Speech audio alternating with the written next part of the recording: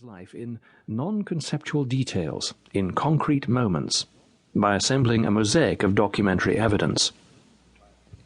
Much of it, fortunately, concerns the neglected practical aspects of a sculptor's life, how much he was paid, and what percentage of that was profit, who cut his marbles, and how the patina was put on his bronzes. By the same token, I have written this book as much as possible without interpretation, not only because Rodin exegesis is a well-covered field, but because I share the sculptor's distrust of writers presuming to analyze the meaning of his work. I have dedicated this book to the memory of Edgar Varèse, my own mentor and maître, who provided the original impulse for it many years ago. Varèse, who had once been Rodin's protégé, gave me a sweeping view of the whole epoch. When he was 70 and I was 25, he used to invite me for Ossobuco in Greenwich Village and tell me what Debussy had told him about Mallarmé's Tuesdays. Perhaps this book should also be dedicated to the memory of Truman H. Bartlett, the forgotten American sculptor whose 1889 essay on Rodin remains the most valuable single source of information about the first half of the artist's life. Though Bartlett was an admirer of Rodin, he was not overawed by him, as was almost everyone else. He conducted his interviews, moreover, with an intuitive Yankee concern for hard fact, at a time when Rodin still remembered his early years in vivid detail. Afterward he reported what Rodin had told him without the cloying sentiment and fanciful elaboration that prompted later biographers to turn the Father Aymar episode, for example, into a kind of pious idyll.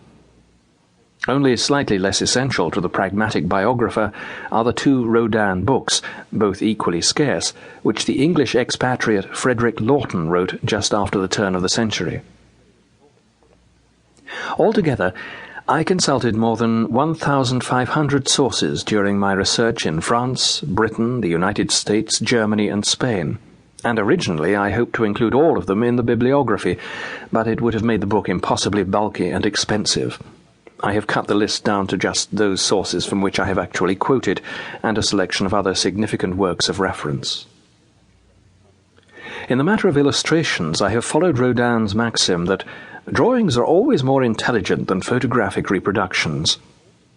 He was very conscious of the problem of depicting three-dimensional sculpture on a two-dimensional page, and although he was not averse to using photographs to publicize his work, he much preferred to see it reproduced by means of line drawings, wood engravings, etc. Accordingly, I have used prints and reproductions that appeared, usually with Rodin's sanction, in books and magazines during his lifetime.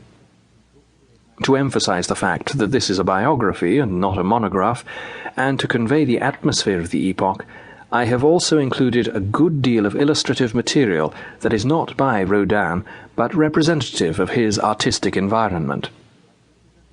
The sources of quotations will be found starting on page 637, where all citations are identified by page and line number. The acknowledgements begin on page 705, and it is no exaggeration to say that without the help of the people listed there, especially those in the first paragraph, this book could not have been written. Hence they too have a share in the dedication. Dea, Mallorca, July 1987.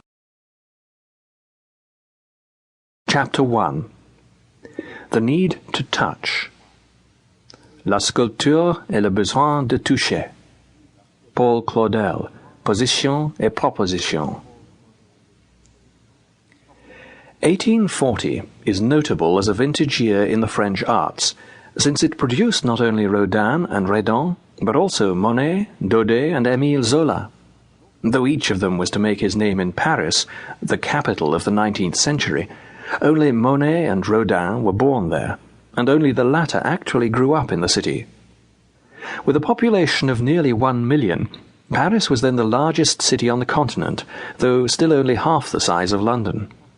The majority of its inhabitants were not native-born Parisians, but had, like Rodin's parents, come from the provinces in search of a living.